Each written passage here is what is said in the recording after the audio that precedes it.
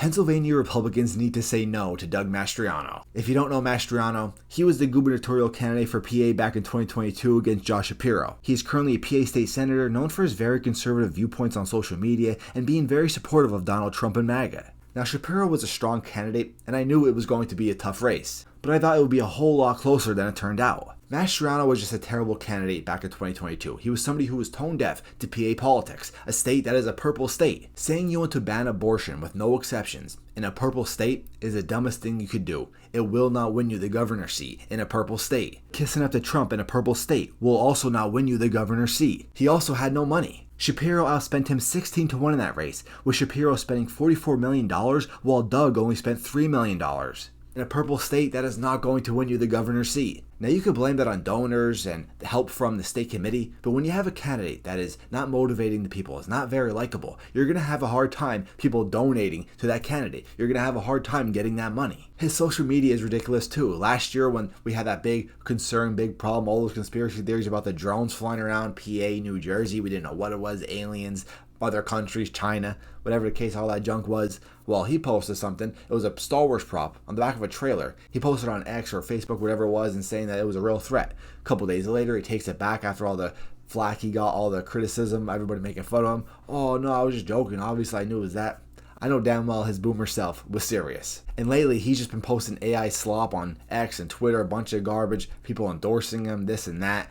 Just ridiculous. Really childish. He just seems like a stubborn person that, despite getting embarrassed back in 2022, he's somebody who just wants attention, wants to stick around, and it's going to take away more attention, resources, money from people who could actually win. So once again, to my fellow Pennsylvania Republicans, please say no to Doug Mastriano. Now, what Republicans should run for the PA governor seat? First, I really don't like the idea of PA GOP state committees with a lot of power endorsing candidates for the primary. For the general election, do whatever you gotta do. But for the primary, it should be the people deciding. Me making a video supporting a candidate, that's not the same as, PA state committee spending hundreds of thousands, millions of dollars on a primary candidate. Not the same. I'm just a regular citizen. I could say I endorse this person for a primary. But the state committee, let the people decide. We saw just this year with the Superior Court and the Commonwealth Court. All right, Wheatcraft, Batista, Josh Prince, all that stuff. They endorsed two candidates, all right, for the primary. Got a lot of Pennsylvania Republicans mad. And one of the candidates that was endorsed by the PA State Committee ended up losing. Good. I want to see more of that. The state committee should not be endorsing. Let the people decide for the primary. Then, whoever wins the primary, then yes, do your job as a state committee and then start throwing in money. Then start doing what you got to do. I'm sick of committees. I'm sick of just people, powerful people with a lot of money trying to influence the primaries. Let the people decide who they want as a Republican candidate, all right? And then in the general election, do what you got to do. So that's why, once again, I'm making this video to let you, the people, know as a fellow citizen myself to stay away from Doug Mastriano. I'm not giving money towards people against Doug Mastriano, right? I'm not canvassing, I'm not doing this and that. I'm just simply making a video. Stay away from Doug Mastriano.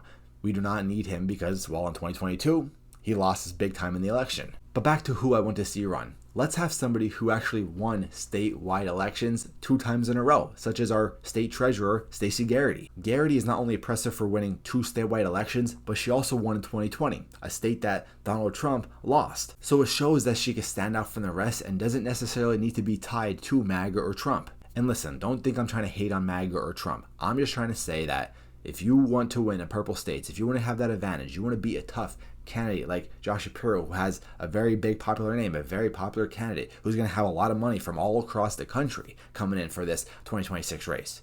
Trying to leech off Trump, trying to say everything is based off Trump and MAGA, it's going to give you a hard time winning. We saw it with Arizona with Kerry Lake. We saw it in Georgia with Herschel Walker. We've seen it since 2018. So many candidates in purple states try to leech off Trump, try to be too much like Trump and MAGA, and it ends up hurting them. Be your own person. Have your own ideas. Okay, yeah, sure, accept the nomination, accept the endorsement from Donald Trump, but leave it at that. Don't try to make everything about your personality about MAGA and Trump. In a purple state like Pennsylvania, just keep it away. Be about yourself. Now back to Gity. She's a veteran, she worked in the private sector, and she has a pretty clean background. Through all the things that she accomplished, her whole background, and the fact that she's a woman, that could help win PA for Republicans. In today's world, that stuff matters. We see with elections that demographics is so important. Everybody takes demographics into play. We can't ignore it. It's a very important part of elections. A very important part of getting certain demographics out to vote. All right, whether it's based off race, education, wealth, gender, it's a very important thing. We can't ignore it. All right, having a woman in a purple state in elections that don't really see many woman gubernatorial candidates. I can't even remember the last time we even had a woman run and was the main ticket. I don't know if we ever did. We obviously never had a woman governor for PA either. So having a woman is going to bring out more voters. But Stacy Gity is really just the only person I could see actually having a chance to win. Sure, you could have Tim DeForo as well. I don't think he's going to run, though. I don't see anything about him running. It doesn't seem like the more politician-wise. Obviously, he won as an auditor general, but that's not somebody who needs to be heavily on camera, heavily debating, Josh Shapiro. I think Stacy Gity fits more of that role. PA just struggles with having those strong young candidates right now. Democrats are doing a really good job. They have a lot of people in the Democrat side in PA that they could prop up for a governor race or a Senate race. Republicans are really trying to struggle on that. We're trying to pick up guys back from 2022 like Mastriano. We relied on Barletta for a couple of elections. We relied on McCormick. Thankfully, he won. But we try to go back to the older people who lost already, who've been through it already. While Democrats, they're bringing fresh faces who actually win. And it's hard because I just don't know who we have in PA right now. We have some U.S. state representatives like Dan Muser here, he denied. I thought he would be a solid candidate for governor.